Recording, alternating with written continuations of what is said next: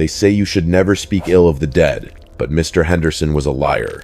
He was a liar, a coward, and he knew exactly what he was doing when he handed me those keys. He died exactly 1 hour and 43 minutes after I signed the lease. I'm writing this from a motel room 3 towns over, and I need to get this down while the details are still sharp, while I can still trust my own memory.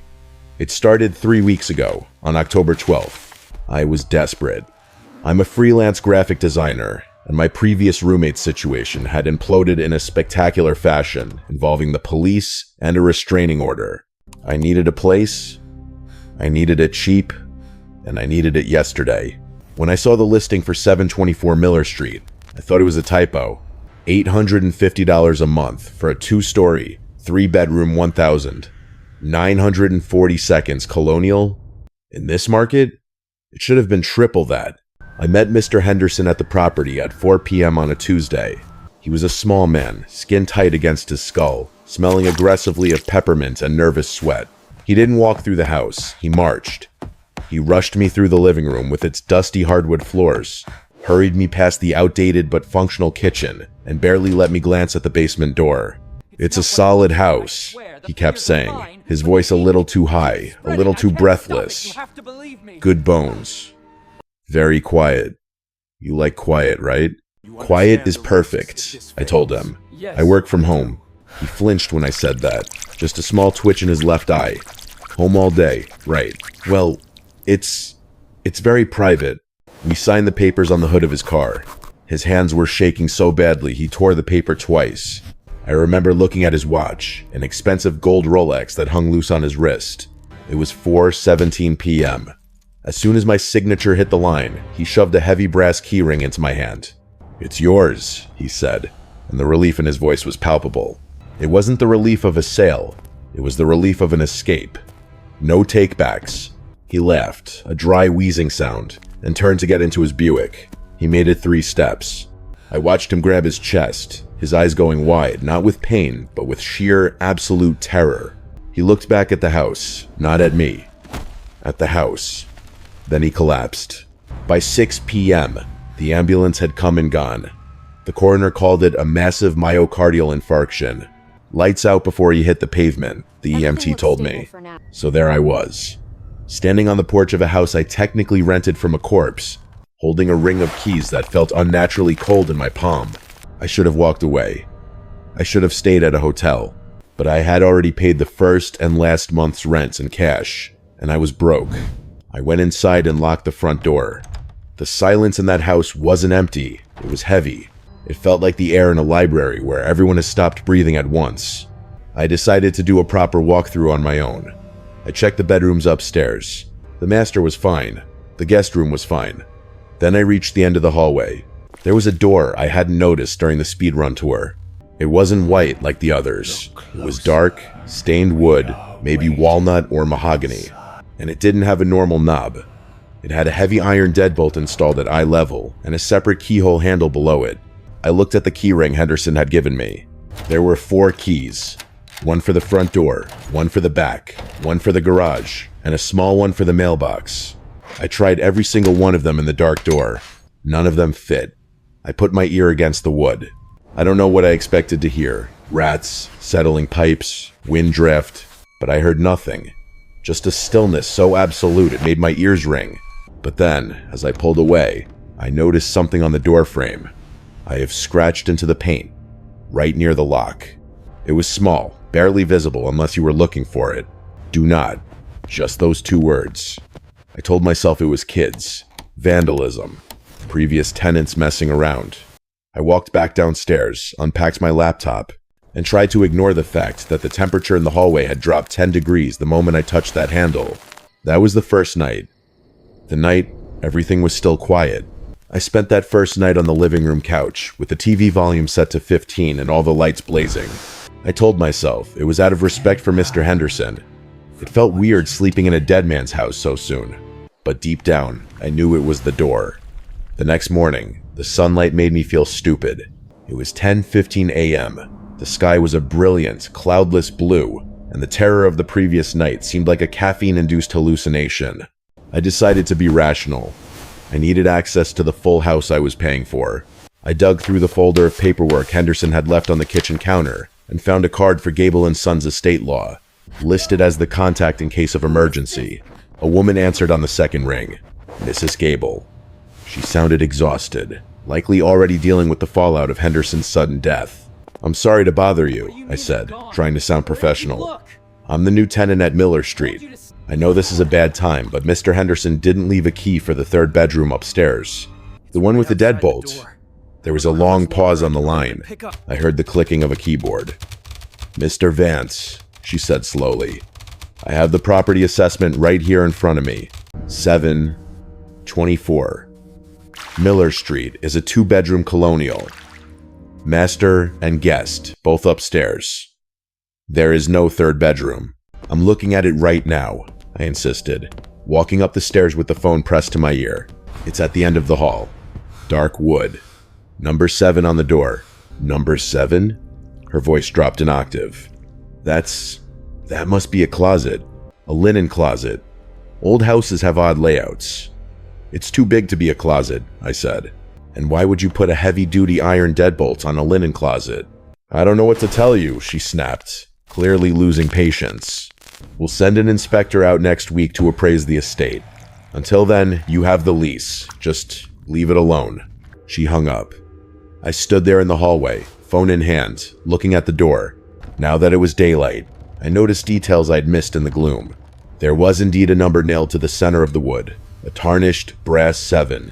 It looked like something ripped off a hotel room door in the 1920 seconds. Why 7? There weren't 7 rooms in the entire house. I stepped closer, intending to knock, to test the solidity of the wood, but I stopped 2 feet away. The temperature plummeted. It wasn't a draft. It was a localized pocket of ice-cold air, sitting right in front of the door. The hair on my arm stood up instantly. I knelt down to check the gap at the bottom of the door, hoping to see light from a window inside, or maybe just dust bunnies. There was no gap. Someone had sealed the bottom of the door with a thick black substance. It looked like wax, or maybe industrial silicone, smeared heavily along the threshold where the wood met the floor. It wasn't to keep a draft out. It looked like it was meant to keep something in. And then I smelled it. Down there, close to the seal. The smell was faint but distinct. It didn't smell like a closed room. It smelled like wet copper, like a handful of old pennies, mixed with something sweet and cloying. Like lilies, the kind you smell at a funeral home. I stood up, my heart hammering a weird rhythm against my ribs. Just a closet, I told myself. A sealed-off storage space with a dead rat inside. I turned to walk back downstairs, desperate for the normalcy of the kitchen. Click. The sound was sharp and mechanical. It came from directly behind me. I froze. It was the sound of a tumbler sliding in a lock. I spun around. The door was still shut. The deadbolt hadn't moved. The heavy iron lock was still vertical. But the silence in the hallway felt different now. It felt attentive. I wasn't alone in the house anymore. I didn't sleep in the master bedroom that night. I slept on the couch again, this time with a kitchen knife on the coffee table and a chair wedged under the front doorknob. I woke up instantly. No grogginess, no dream fading away. 1 second I was asleep. The next I was staring at the ceiling, heart pounding, wide awake. I checked my phone. 3:14 a.m. The house was silent. Not the peaceful silence of the suburbs, but that heavy, pressurized silence I was starting to hate. The kind that presses against your eardrums. Then I heard it. Upstairs. It wasn't subtle. It was the loud, unmistakable grind of metal on metal. Heavy brass turning in a stiff lock. It echoed down the staircase like a gunshot. Cree. The sound of a heavy door swinging open on dry hinges followed immediately. It was slow, deliberate. Thud. It hit the wall. I sat up, gripping the knife so hard my knuckles turned white. My first thought was that Mrs. Gable had sent someone over, or maybe a squatter had a key. "Hello?" I called out. My voice cracked.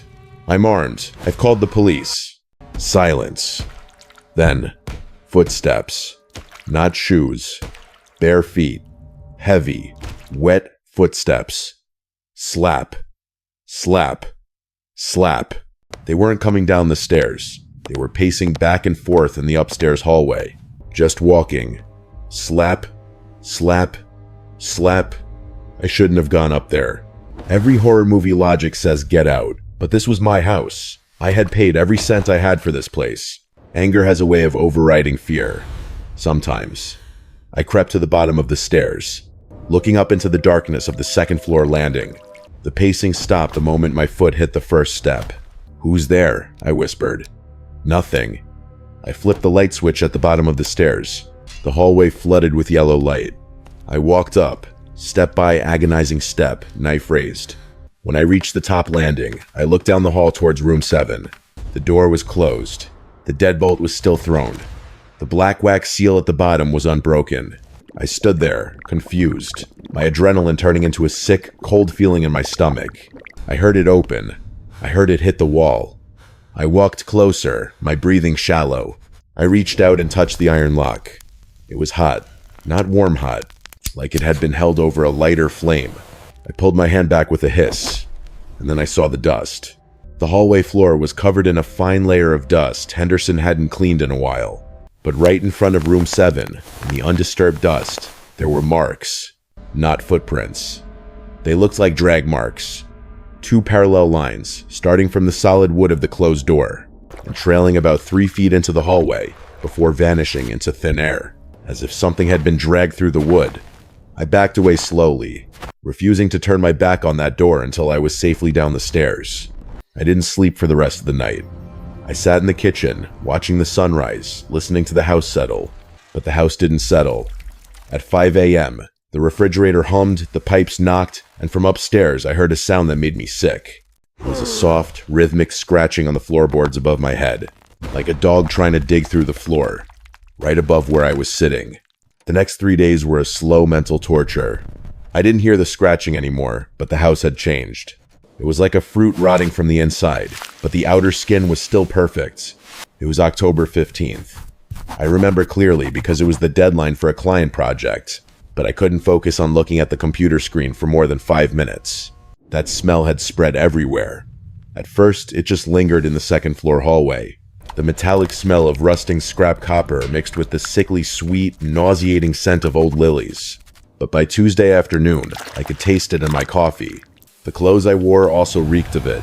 Even when I showered, the rising steam carried that cloying scent.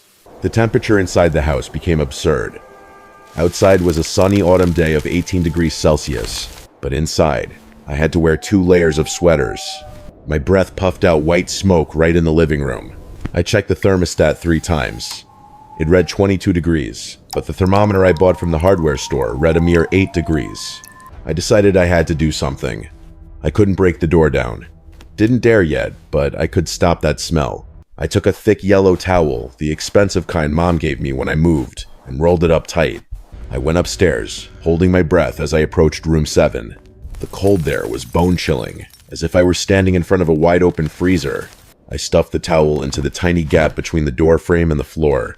Even though the black wax sealed most of it, I still wanted to add a layer of protection. I used a screwdriver to push it in as deep as possible. "Stay in there," I muttered, my voice trembling. I went down to the kitchen to make instant noodles, trying to find some normalcy. About 20 minutes later, I went back to check. The yellow towel was gone. I blinked, thinking I was seeing things. I stepped closer. No, it hadn't disappeared. It had been pulled inside.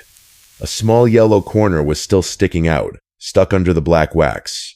I grabbed it and pulled hard. It was held fast irrationally, as if someone on the other side of the door was tugging back.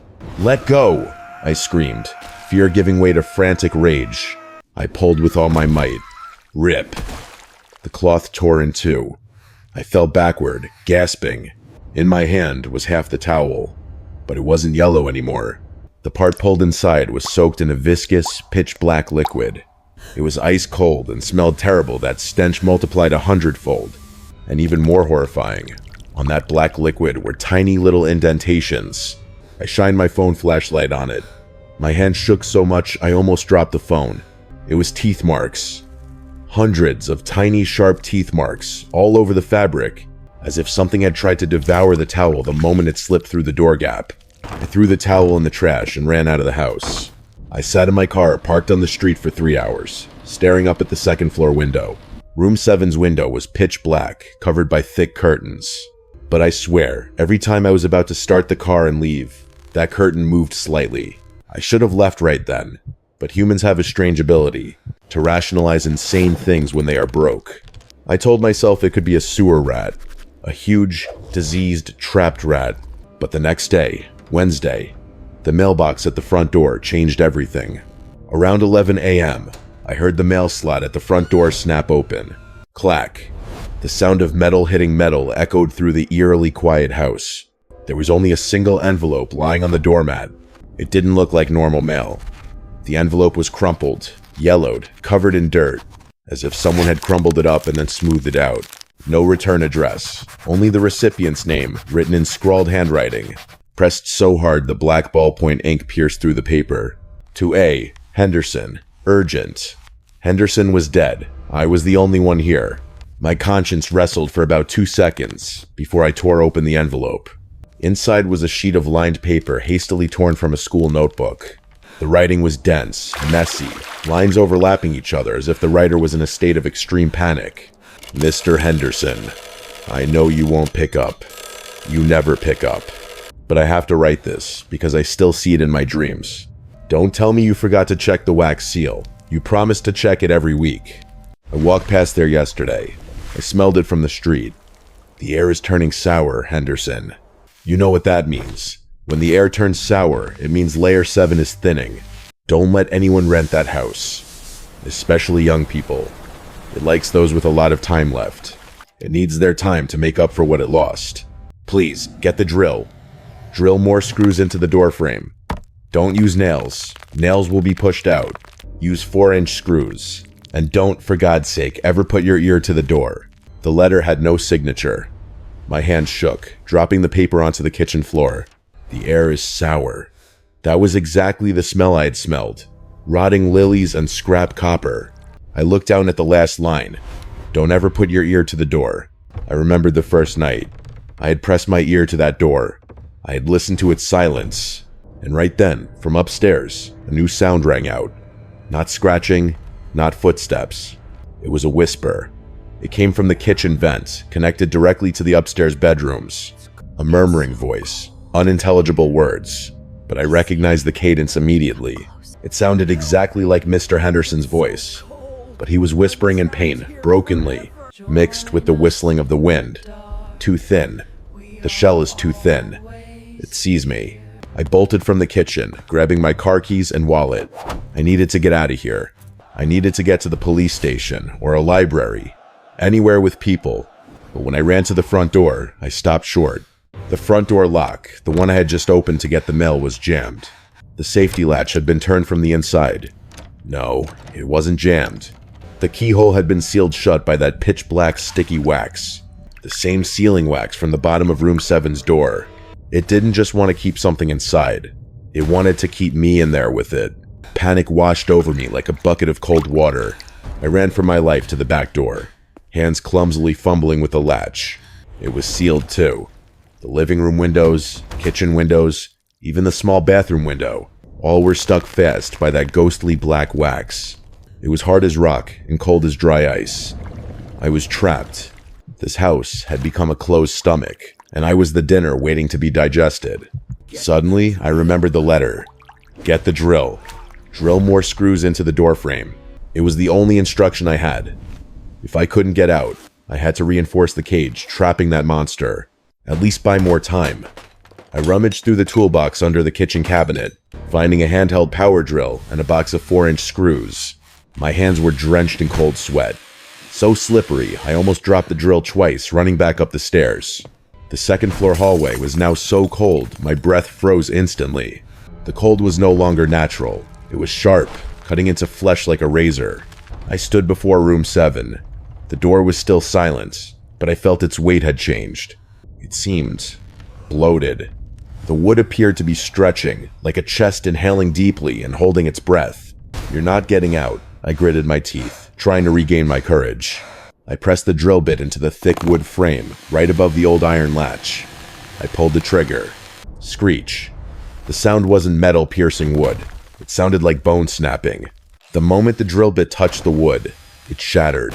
Not snapped in two, but exploded into tiny fragments flying into my face, cutting a bleeding line on my cheek. The drill in my hand jerked violently as if electrocuted, smoking acridly, then died. I threw the drill on the floor, backed away, clutching my face. And then, the silence returned. But only for a second. From the other side of the door, a sound began to rise. Oh, it was deep and vibrated so profoundly.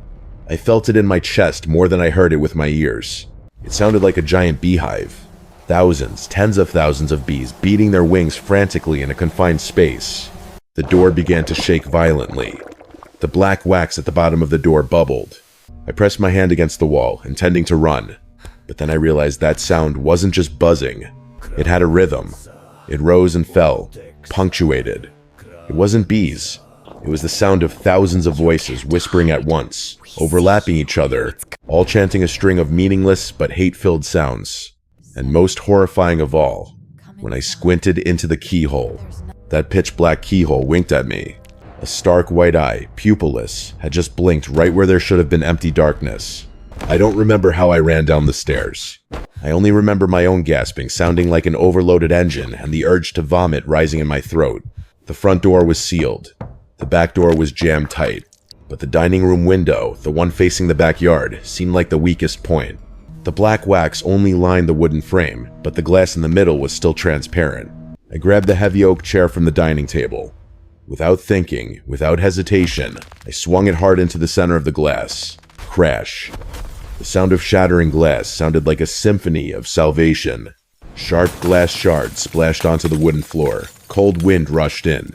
The air was fresh, clean, with no smell of rotting lilies. I didn't care about the jagged glass shards remaining in the frame. I climbed through, glass shards cutting into my palms and knees, hot blood oozing out, but I felt no pain. I tumbled onto the wet grass in the backyard. I was out. I lay there gasping, chest heaving, greedily inhaling the normal air of the outside world. The sky had turned to the slate gray of late afternoon. Distant traffic noise echoed back, sounding peaceful. I should have run immediately. Run to the car. Run to the neighbors. Run anywhere. But a strange urge, a self-destructive instinct, made me turn my head back to look at the house. It stood there, looming and silent. A normal colonial architecture, looking nothing like a haunted house. Except for one detail. I looked up to the second floor. Room 7's window. Last time I looked, the curtains were drawn tight. But now, the curtains were pulled back neatly to both sides. And someone was standing there. My heart skipped a beat, then pounded madly like it wanted to burst out of my chest. It wasn't Mr. Henderson. Nor was it a pale white ghost or a hideous monster. The person standing by the window, hands resting on the sill, looking down at me, was me. It was wearing the exact same gray t-shirt I was wearing. Its hair was messy, just like mine. Even on its cheek was a streak of fresh red blood, the cut the drill had just caused me minutes ago. But there was one single difference. I was gasping in sheer terror, while the me up there was smiling. A smile stretching ear to ear, revealing irrationally perfect white teeth. Its eyes were wide open, unblinking, fixed on me with sadistic amusement. It slowly raised its right hand, a hand identical to mine, and it waved.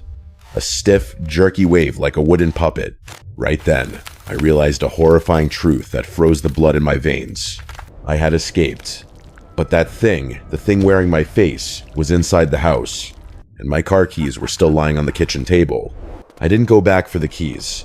I didn't care about the car either, the laptop, or the pile of clothes left in there. I ran nearly 5 kilometers to the nearest gas station on the highway, glancing back like a madman as I ran, praying that I wouldn't follow. Currently, I'm hiding out in a shabby motel 2 towns over. I was safe from the house. But it seemed the house hadn't let go of me. Over the past 3 days, my body began to disintegrate. Yesterday morning, when I woke up, the motel's white pillow was covered in black hair strands. Not a few natural strands. These were large clumps of hair.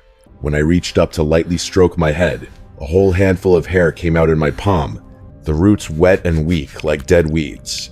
I stood before the bathroom mirror, staring at my reflection. My skin had turned ashen gray, my eyes sunken and streaked with bloodshot red. I looked 10 years older in less than a week. But the most horrible thing lay under my shirt. I felt a dull ache in my right side, like I'd been punched hard. When I lifted my shirt, I nearly fainted. A massive bruise, purple-black, mixed with sickly yellow, imprinted clearly on my flesh. It wasn't a random impact mark. It was a handprint. 5 long, spindly fingers wrapping around my chest.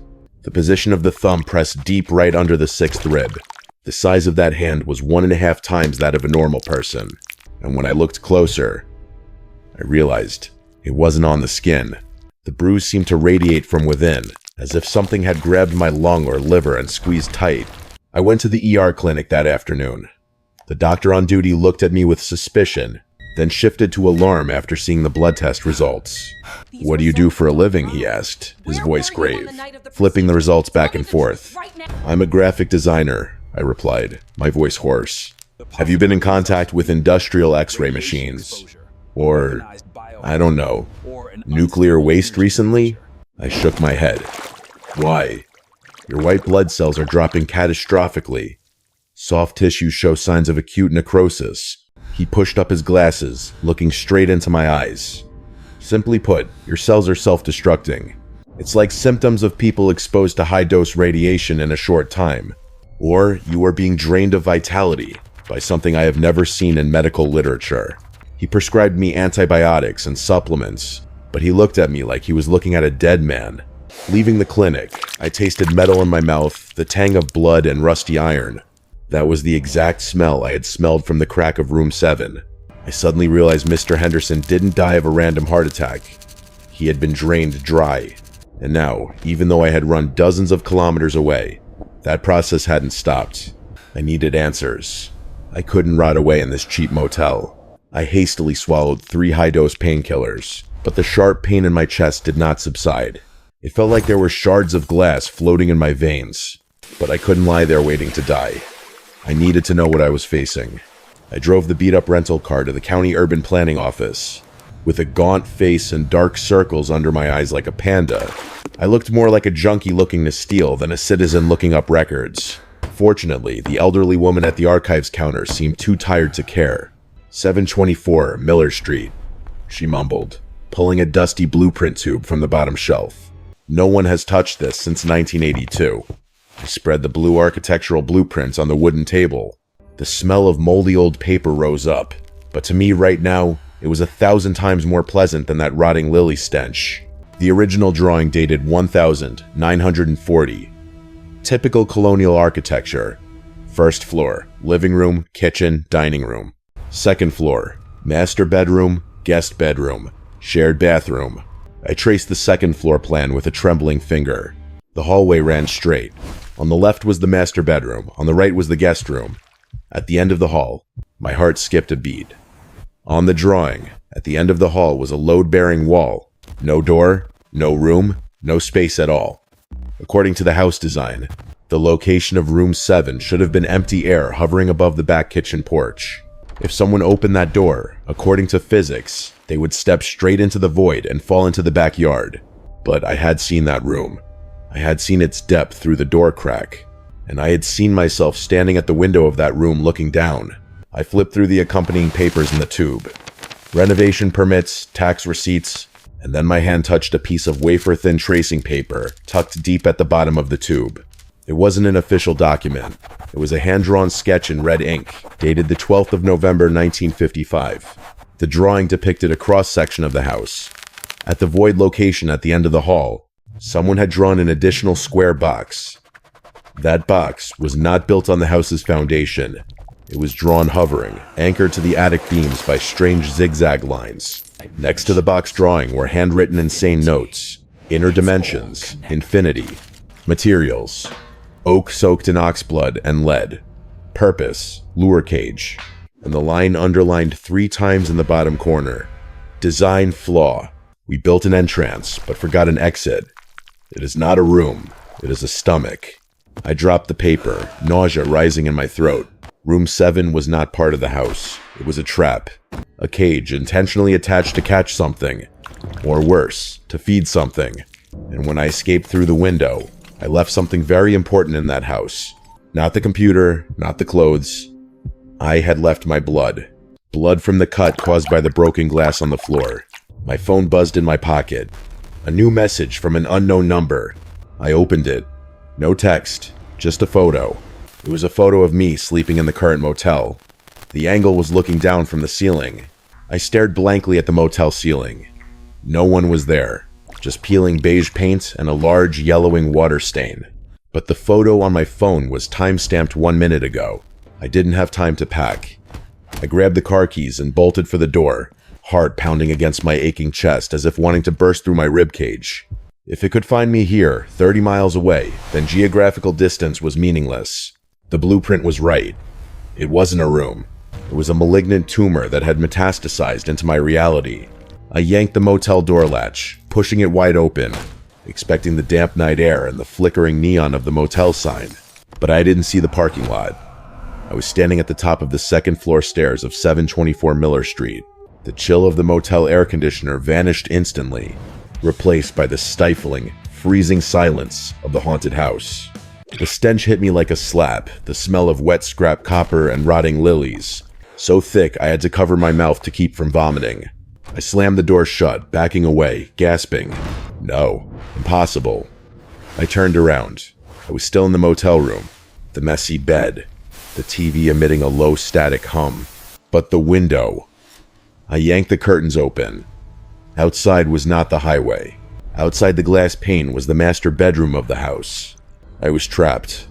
The house hadn't just taken over my body. It had swallowed the space around me.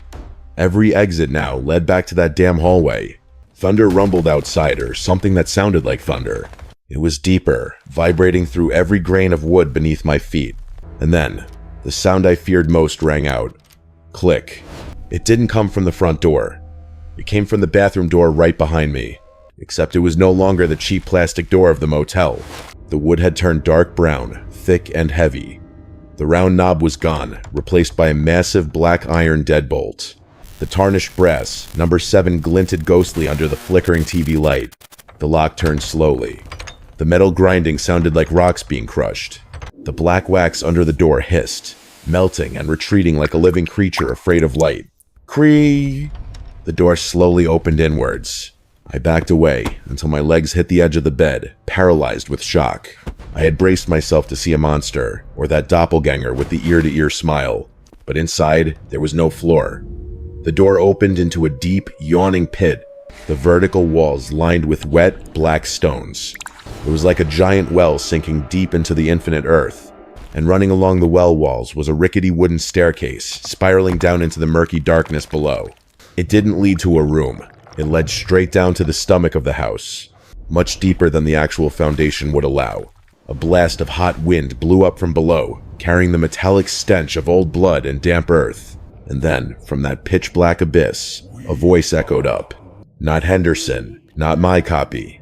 It was my mother's voice, or a terrifyingly perfect copy. Son, come down here. I found the keys. My mother died in a car accident 5 years ago. I knew it was a trap. I knew it was a gaping mouth waiting for prey to offer itself.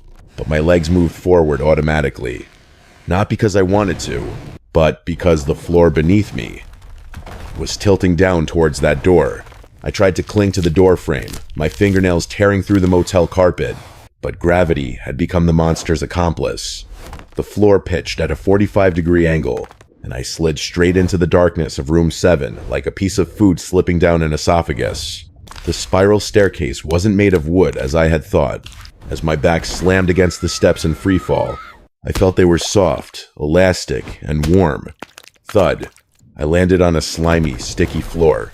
The air here was thick, sweltering like a boiler room, reeking of rusty iron and burnt ozone. I turned on my phone flashlight. The screen was shattered, but the weak light was still enough to illuminate the nightmare around me. I wasn't in a basement. I was in a giant incubation chamber. The surrounding walls were pulsating to a slow heartbeat. Running along the walls were thousands of dark red ligaments, thick as biceps, all converging on a massive cocoon suspended in midair. And inside that semi-transparent cocoon was me. It wasn't the ghost at the window. It was a complete physical body.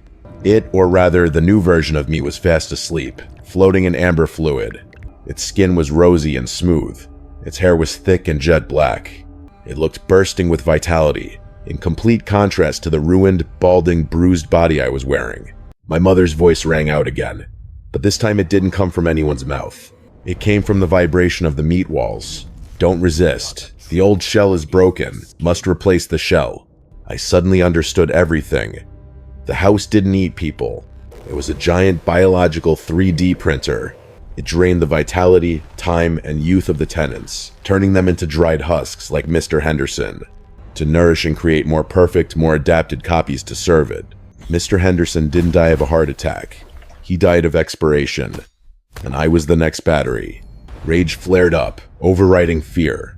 I saw a thick black tube like an umbilical cord, connecting from the ceiling straight into the chest of the clone in the cocoon. A stream of pitch-black liquid was being pumped into it. That was my life. It was stealing every second of my existence. I rushed forward without thinking, grabbing a sharp rock at my feet, or maybe a fossilized tooth of a previous victim, and slashed wildly at that tube. Spurt! A stream of scalding hot liquid sprayed out, shooting straight into my face, burning my flesh. The house screamed. Not a human scream. It was the sound of metal tearing, wood splintering, the roar of an architecture collapsing in pain. The cocoon convulsed violently. The clone inside opened its eyes. Its eyes were pitch black, no whites, staring at me with absolute hatred. The floor beneath me began to convulse. The house was trying to vomit me out. I woke up in the motel parking lot, lying sprawled on the concrete, soaked in night dew. It was nearly dawn. A light drizzle fell on my face. No room 7. No meat stairs. Only the sound of police sirens wailing in the distance. The doctor concluded I had acute nervous breakdown and carbon monoxide poisoning, possibly due to a leak from the rental car's old heating system. They said the hallucinations, bruises, and hair loss were all symptoms of severe poisoning and prolonged stress. I wanted to believe them. I really wanted to. But I didn't go back to 724 Miller Street to get my stuff. I left everything behind. Computer, clothes, and even the security deposit. I moved to another state, changed my number, and am now working as a night warehouse clerk to scrape by. My health gradually recovered. My hair grew back, though speckled with gray. The bruises faded. However, the story isn't over. Yesterday, I received an email from the bank. It was an automated notification about a recurring transaction. Payment successful. November rent, 724 Miller Street. I didn't set up autopay. And my bank account was empty. Insufficient funds for that transaction. I called the bank in a panic, demanding a transaction trace. The bank teller said the transaction was made in person at the branch counter in my old town. Who was the sender? I demanded, my hand shaking so much I almost dropped the phone. It was you, sir, the teller replied gently. You came in this morning. You looked very healthy, quite different from your old ID photo. Thank you so much. You smiled brightly when signing. I hung up. I was looking into the mirror in my shabby apartment bathroom. There, a gaunt, graying man was looking back at me with fearful eyes. But I knew, somewhere in 724 Miller Street, there was another version of me. A younger, healthier version with pitch black eyes. He is living my life. He is paying rent to keep that stomach working. And I realized the most terrible thing. I wasn't the one who escaped. I was the discarded empty shell.